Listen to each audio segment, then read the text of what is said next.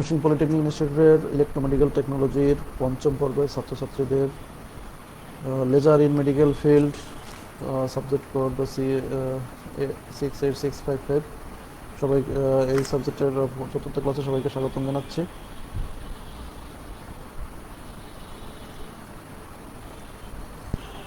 তাহলে আজকের আমাদের অধ্যায় পরিচিতি হলো অধ্যায় 3, অধ্যায়ের নাম হলো লেজার ব্যান্ডউইথ। এখন লেজার এখানে আলোচ্য বিষয় কী হবে? লেজার ব্যান্ডউইথ সম্পর্কে ধারণা লাভ করা, লেজারের ব্যান্ডউইথ কীভাবে কমানো যায়, কীভাবে বাড়ানো যায়, আর লেজার কীভাবে সিঙ্গেল মোডে রাখা যায়। প্রথমেই আসি লেজার ব্যান্ডউইথ কী।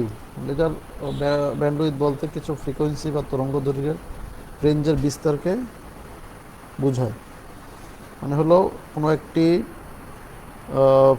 ফ্রিকোয়েন্সির বা তরঙ্গ দৈর্ঘ্যের বিস্তার শুরু, যেখান থেকে শুরু হয়, যেখান থেকে শেষ হয়, এর মাঝখানের যে প্রশস্ততা, এটাকে বলা হবে লেজার ব্যান্ডউইথ। আর ফটোনিক এবং ব্যান্ডউইথ বিভিন্ন ধরনের অর্থ প্রকাশ করে। যেমন ব্যান্ডউইথ হলো কিছু লাইট সোর্সের অপটিক্যাল স্পেকট্রাম আউটপুটের বিস্তার। তারপরে ফ্রিকোয়েন্সি রেঞ্জের বিস্তারকে বোঝায়, যা কিছু উপাদান যেমন অপটিক্যাল ফাইবার দ্বারা প্রেরণ করা হয়। আর কিছু ফিনোমেনন যেমন প্রতিফলন, নন লিনিয়ার প্রসেস, এর ফেস উপযোগী করা এবং কিছু রেজোন্যান্সের রেঞ্জের বিস্তার। অপটিক্যাল মডুলেটরের সর্বোচ্চ মডুলেশন ফ্রিকোয়েন্সি, অপটিক্যাল ব্যান্ডউইথের মান ফ্রিকোয়েন্সি এবং তরঙ্গ দৈর্ঘ্য দ্বারা প্রকাশ করা হয়। তারপর হলো এখন এই অধ্যায় থেকে, যেমন অধ্যায় 3 থেকে অতি সংক্ষিপ্ত এবং সংক্ষিপ্ত প্রশ্ন বেশি ইম্পর্টেন্ট, তবে রচনামূলক প্রশ্ন মাঝে মাঝে দেয়, কিন্তু সেটার সাইজ খুব সংক্ষিপ্ত প্রশ্ন, যেমন লেজার ব্যান্ডউইথ কীভাবে কমানো যায়। তবে সাধারণত এগুলো সংক্ষিপ্ত প্রশ্ন হিসেবেই বেশি আসে, রচনামূলক প্রশ্ন হিসেবে আসে নাই তা না, আসছে। তবে এটা যখন 10 প্রবিধানের সাবজেক্ট ছিল তখন প্রায় 80 মার্কের পরীক্ষা হতো, তখন হবে। কিন্তু তোমাদেরকে তো এই সাবজেক্টের পরীক্ষা হবে হলো 30 মার্কের, যেমন 7টা অতি সংক্ষিপ্ত, 4টা সংক্ষিপ্ত এবং 2টা রচনামূলক লিখতে হবে। সেক্ষেত্রে এখানে 10টা অধ্যায় আছে। এই অধ্যায় থেকে আমার মনে হয় না রচনামূলক প্রশ্ন সেট করবে। তাহলে তোমরা এখান থেকে সংক্ষিপ্ত, অতি সংক্ষিপ্ত প্রশ্ন হিসেবে যেগুলো আসে সেগুলোই পড়ো, কারণ এখন সামনে তো 12 তারিখ থেকে ক্লাস শুরু হয়ে যাবে। ক্লাস শুরু হয়ে গেলে সামনে আমরা ইম্পর্টেন্ট প্রশ্নগুলো নিয়ে আলোচনা করব। মানে আমি যেভাবে পড়াই, ডিটেলস পড়াই, এভাবে আর পড়ানো হবে না, কারণ সময় কম। সামনে মিড টার্ম পরীক্ষা হইতে পারে, এখনও মিড টার্মের ডেট ফিক্সড হয় নাই, তবে এই মাসের শেষের দিকে বা অক্টোবরের শুরুর দিকে হওয়ার একটা সম্ভাবনা আছে। যাই হোক, অন্য কথা চলে আসছি। তারপরে হলো পড়াশোনা চলে আসি। তারপরে আছে হলো কিউ ফ্যাক্টর। কিউ ফ্যাক্টর বলতে হলো অসিলেশন ফ্রিকোয়েন্সিকে ব্যান্ডউইথ দ্বারা ভাগফলকে বোঝায়। তোমরা অবশ্যই বইটা খুলে নাও, বইটা খুলে নাও। বইয়ে দেখবা যে মানে অল্প, এই অধ্যায় থেকে খুবই কম প্রশ্ন। আর সামনের অধ্যায় থেকে রচনামূলক প্রশ্ন হবে। ওইটা আমি চাচ্ছি ক্লাসে সরাসরি বুঝাই দেওয়ার জন্য, তাহলে হয়তো বা ভালোভাবে বুঝতে পারবো। এভাবে অনলাইন ক্লাসে কতটুকু বুঝাতে পারতেছি, তোমরা কতটুকু বুঝতেছো সেটাও আমি সন্দিহান। আর গতকালকে আমার ব্যক্তিগত সমস্যার কারণে ক্লাসটা নিতে পারি নাই, আজকে তোমাদের ক্লাস নিচ্ছি। তারপরে হলো লেজার ব্যান্ডউইথ। পরবর্তী টপিকস হলো লেজার ব্যান্ডউইথ পরিমাপ, কীভাবে পরিমাপ করা যায়। এখন এটা হলো লেজারের রশ্মির যে আউটপুট, সেখান থেকে এর যে স্পেকট্রাম নিতে হয়, সেখান থেকে যেমন লেজার ব্যান্ডউইথ পরিমাপের জন্য বিভিন্ন দিক আছে, যেমন কয়েকটা দিক এর মাধ্যমে এই লেজার ব্যান্ডউইথটা পরিমাপ করা যায়। যেমন তরঙ্গ দৈর্ঘ্যের মাধ্যমে, বা কম্পাঙ্কের মাধ্যমে, ফোটনের কম্পাঙ্কের মাধ্যমে, তরঙ্গ সংখ্যার মাধ্যমে, অথবা সুসংহত দৈর্ঘ্য, মানে কতটুকু দৈর্ঘ্য অতিক্রম করছে তার দ্বারা পরিমাপ করা যায়। বইয়ে তোমাদের দেখানো হয়েছে হলো তরঙ্গ দৈর্ঘ্যের মাধ্যমে একটা লেজার ব্যান্ডউইথ পরিমাপের পদ্ধতি দেখানো হয়েছে। এখানে নিওডাইমিয়াম লেজারের পিক আউটপুট দেওয়া হয়েছে। পিক মানে সর্বোচ্চ চূড়ার যে আউটপুটটা, সেটা হলো 1.064 ন্যানোমিটার তরঙ্গ দৈর্ঘ্য। এখন দেখো এই যে একটা 3.1 লেজার আউটপুটের তরঙ্গদৈর্ঘ্যের চিত্রে দেখো, এখানে শুরুর থেকে যদি আমি ধরি এটাকে ওখানে লিখতে ভুল মানে করে নাই F1, আর এমন শেষ থেকে যদি মানে প্রথমটা F0 শেষেরটা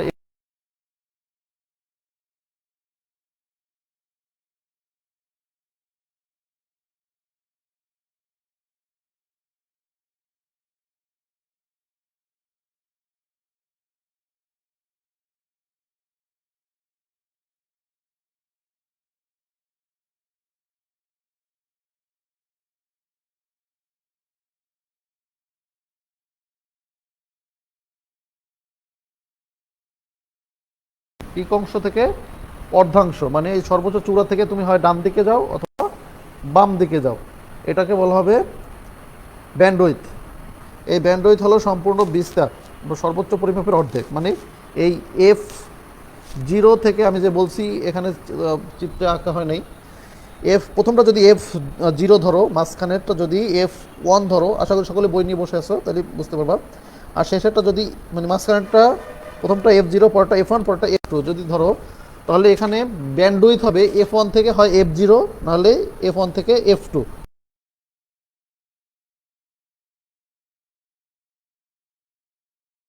শেষের দিকে অর্ধেক নিবা, তাহলে সেটাকে বলা যাবে হলো লেজার ব্যান্ডউইথ। কিন্তু সব মানে মানে সব থেকে বেশি মানে প্রথম থেকে শেষ পর্যন্ত কিন্তু ব্যান্ডউইথ হবে না, এটা হলো ডাবল ব্যান্ডউইথ, অর্ধেকটা হবে ব্যান্ডউইথ। ঠিক আছে? আর নেক্সট ক্লাসে আশা করি ইনশাল্লাহ এখানে কলেজে বসে ক্লাস নিব।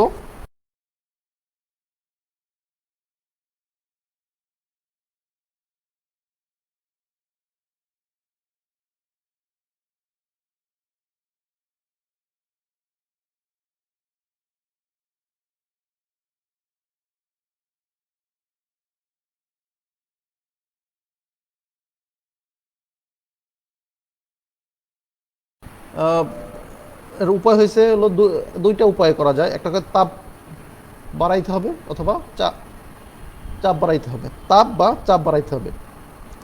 এখন এটা যদি আমি গ্যাসীয় লেজার ধরি, তোমরা মনে করো যদি কোনো গ্যাসকে উত্তপ্ত করা হয় তাহলে কি হবে, এর আয়তন বাড়বে,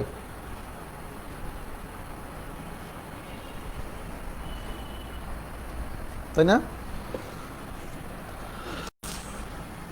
কোনো গ্যাসকে যদি তাপ দেওয়া হয় তাহলে এর আয়তনে বৃদ্ধি পায়। এখন কোনো গ্যাসীয়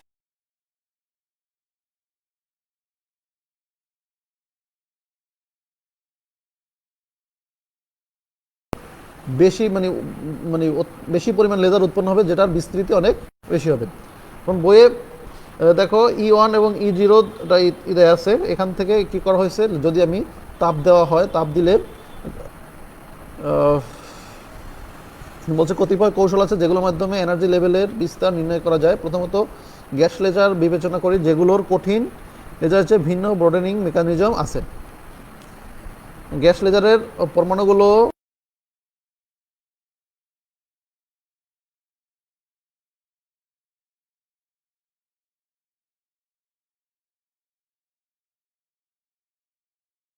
এটা পড়ছো ফিজিক্সে, যখন তুমি একটা স্থানে দাঁড়িয়ে আসো, তোমার সামনের দিকে অনেক দূর থেকে কোনো একটা গাড়ি, ধরো বাস, সে হর্ন বাজায়া তোমার দিকে আসতেছে, তাহলে কি হবে, শব্দটা মনে হবে যেন আস্তে আস্তে আস্তে আস্তে বৃদ্ধি পাইতেছে, তাই না?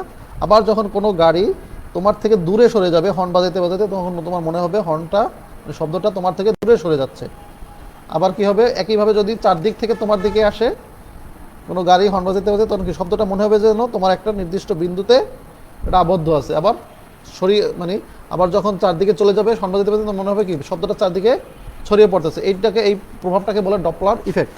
আচ্ছা, এখন ডপলার ব্রডেনিং সকল গ্যাস লেজারের ক্ষেত্রে খুবই তাৎপর্যপূর্ণ। যখন একটি গাড়ি, এই যে বলতেছি হর্ন বাজাতে বাজাতে কোনো একজন লোকের দিকে আসে, তখন হর্ন শব্দ উচ্চ পিচের হবে। অপরদিকে কোনো একটি গাড়ি যখন হর্ন বাজাতে বাজে দাঁড়ানো লোক থেকে দূরে চলে যায়, তখন কম পিচের হর্ন হবে। যদি অনেকগুলো গাড়ি চারদিক থেকে মধ্যখানে দাঁড়ানো একজন লোকের দিকে আসে, তখন রেঞ্জের টোন শোনা যাবে, একই টোনে শোনা যাবে। আবার যখন গাড়িগুলো একজন লোকের দিকে আসবে, তখন পিচ উচ্চ হবে। আবার যখন গাড়িগুলো একজন লোকের থেকে দূরে সরে তখন পিচ কম হবে। অপটিক্যাল ডপলার ইফেক্ট গ্যাস লেজারের ব্যান্ডউইথকে বৃদ্ধি করে। যেহেতু প্রত্যেক পরমাণু লেজার টিউবের মধ্যে চারিদিকে ঘুরতে পারে, পরমাণুগুলো যত বেশি দ্রুত চারিদিকে ঘুরতে থাকবে গ্যাস ততই গরম হবে এবং ব্যান্ডউইথ বড় হবে। একটি ফোটন একটি পরমাণুতে নিঃসরণ হতে পারে কারণ ওই পরমাণু ফোটন ফ্রিকোয়েন্সিতে ডপলার শিফট হয়, কারণ সে গ্যাসীয় এজন্য ডপলার শিফট হবে। এটা কিন্তু আবার কঠিন হলে আর কিন্তু ডপলার শিফট হবে না, কিন্তু অন্য পরমাণু তা পারে না, কারণ প্রথমটির চেয়ে ভিন্ন ডপলার শিফট থাকে। কারণ এক একটা পরমাণুতে ডপলার শিফটের প্রভাব এক এক রকম হয়। এ ধরনের বিস্তার যেমন ভিন্ন ভিন্ন পরমাণু লেজার ব্যান্ডউইথের মধ্যে ভিন্ন ভিন্ন ফ্রিকোয়েন্সিতে কাজ করে, একে ভিন্ন প্রকৃতির বিস্তার বলে। আবার সমজাতীয় বিস্তার হলে সেটা যে 3.5 মানে ভিন্ন ভিন্ন আলাদা আলাদা পরমাণুর ব্যান্ডউইথ, তার বিস্তারও ভিন্ন ভিন্ন হবে। আবার যদি স্বতন্ত্র পরমাণুর ব্যান্ডউইথ হলে তাহলে কি একই রকম হবে, সেটা বলতে সমজাতীয় বিস্তার। যেমন হোমোজিনিয়াস ব্রোডেনিংয়ে দেখানো হলো সমজাতীয় বিস্তার লেজারের প্রত্যেক স্বতন্ত্র পরমাণুর ব্যান্ডউইথ মোট লেজারের ব্যান্ডউইথের সমান। হোমোজিনিয়াস ব্রোডেনিং লেজারের ব্যান্ডউইথ কমানো সহজ, কারণ সকল পরমাণু সৌর ব্যান্ডউইথে উদ্দীপিত নিঃসরণে অংশগ্রহণ করে। লেজার টিউবের চাপ বৃদ্ধি করলে লেজারের ব্যান্ডউইথও বৃদ্ধি পায়। এই যে চাপ বৃদ্ধি করলে লেজারের ব্যান্ডউইথও বৃদ্ধি পায়। এই ব্রোডেনিং মেকানিজম হোমোজেনিয়াস, কারণ একটি স্বতন্ত্র পরমাণু ব্যান্ডউইথ বৃদ্ধির মাধ্যমে মোট ব্যান্ডউইথ বৃদ্ধি পায়, মানে একটার বৃদ্ধি পেলে সব বৃদ্ধি পায়। ডপলার ব্রোডেনিংয়ে এবং চাপ ব্রোডেনিংয়ে গ্যাস লেজারের জন্য খুবই গুরুত্বপূর্ণ। টিউবের লো প্রেশার গ্যাসে ডপলার এবং হাই প্রেশার গ্যাসে প্রেশার ব্রোডেনিংয়ের অধিকতর গুরুত্বপূর্ণ। কঠিন লেজারের ক্ষেত্রে থার্মাল ব্রোডেনিং গুরুত্বপূর্ণ। কম তাপমাত্রার থার্মাল ব্রোডেনিং, ছোট ক্রিস্টাল ফিল্ড ব্রোডেনিং হলো অসংহত ব্রোডেনিংয়ের কৌশল। আচ্ছা, তাহলে কি পাইলাম আমরা? লেজার ব্যান্ডউইথ বাড়ানো, তাপ দেওয়া যাবে, তাপ দিলে ব্রোডেনিং হবে। তারপরে চাপ কমাইতে হলে চাপ কমাইলে ব্রোডেনিং হবে। এভাবে লেজারের ব্যান্ডউইথ বাড়ানো যায়। তারপর হলো আমাদের লেজারের ব্যান্ডউইথ কমানোর পদ্ধতি, যেমন থার্মাল ব্রোডেনিং কমিয়ে, আগে বলছি বাড়িয়ে, মানে তাপ বাড়িয়ে লেজার ব্যান্ডউইথ বাড়ানো যায়, আর কমাইতে হলে তাপ কমাইতে হবে কঠিন লেজারের জন্য। এবং মাধ্যমকে ঠান্ডা করে লেজার ব্যান্ডউইথ কমানো যায়। এখন লেজার যদি গ্যাসি হয় তাহলে তাকে কী করতে হবে? ঠান্ডা করতে হবে। আর চাপ কী করতে হবে? চাপও কমাইতে হবে, তাহলে কি লেজারের ব্যান্ডউইথ কমানো যাবে। আর বাকি যে আলোচনা সবই আগেরটার মতোই আলোচনা।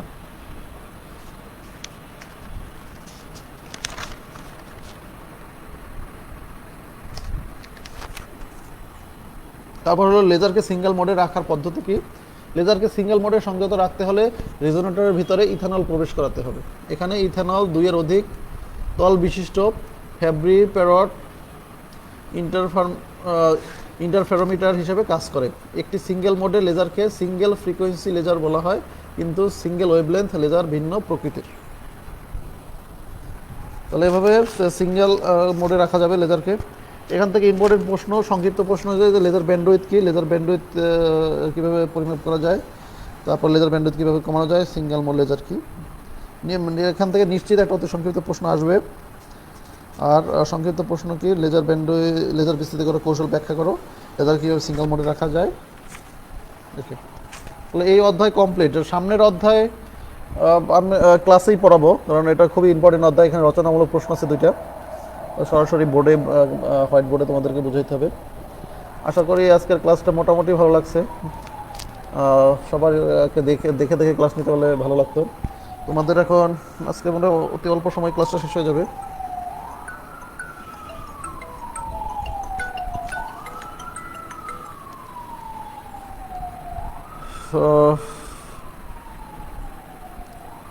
তোমাদের এখন কমেন্টসের উত্তর দিব, দেখি কি কি কমেন্টস করছো।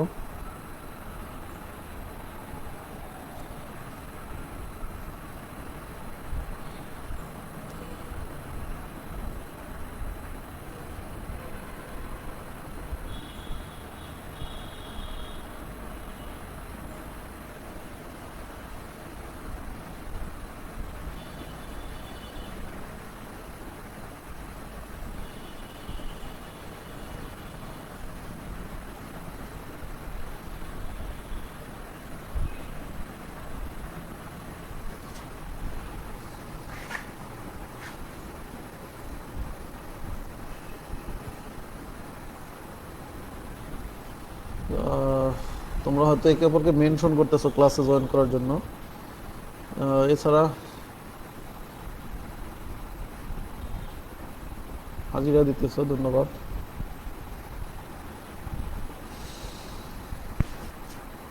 সাউন্ড কম হচ্ছে নাকি?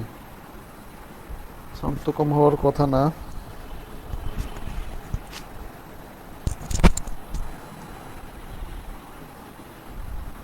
এমডি সিফাতুল্লাহ সিফাত, আসলে কি সাউন্ড কম হচ্ছে?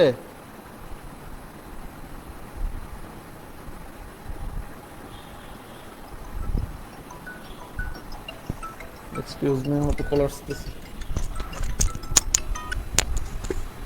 হ্যালো, অনলাইনে ক্লাস করতেছি।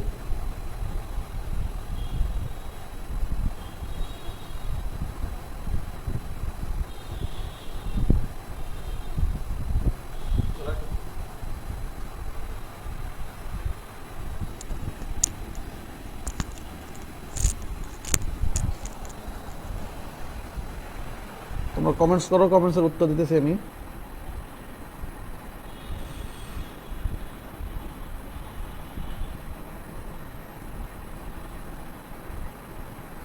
না, আলমিজান হৃদয়, এই অধ্যায় থেকে রচনা পড়তে হবে না, পড়ার দরকার নাই। রচনামূলক তো আরও অনেক রচনামূলক প্রশ্ন আছে, যেমন রুবি, ফার্স্ট রুবি লেজারের ব্লকচিত্র সহ বর্ণনা, হিলিয়াম নিয়ন লেজারের বর্ণনা, তারপর কার্বন ডাইঅক্সাইড লেজারের বর্ণনা, আর্গন লেজারের বর্ণনা, আর্গন লেজার ফটোকোয়াগুলেটরের বর্ণনা। অভাব নাই প্রশ্ন, রচনামূলক প্রশ্ন, এগুলো দিবে নাকি? তারপরে যে লেজার পাম্পিং মেকানিজম পড়াইলাম, লেজার সার্জারি আছে, লেজার ডেন্টিস্ট্রি আছে সামনে, তারপর লেজার সেফটি আছে। রচনামূলক প্রশ্নের তো অভাব নাই সামনে, এই অধ্যায় থেকে পড়তে হবে না। আমাদের 4টা রচনামূলক দিবে অথবা 3টা দিবে, 2টো লিখতে হবে, সুতরাং অত এই সমস্ত রচনামূলক পড়তে হবে না, এই অধ্যায় থেকে অতি সংক্ষিপ্ত এবং সংক্ষিপ্ত পড়বা।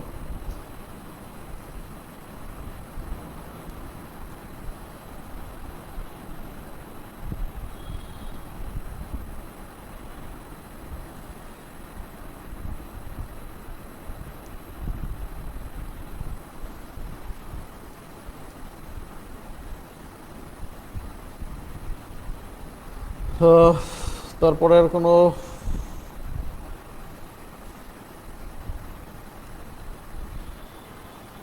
ধন্যবাদ। ঠিক আছে, তাহলে আজকে এই পর্যন্তই। ক্লাসটা অনেক ছোট হয়ে গেল, আমি ক্লাস শেষ করে দেব।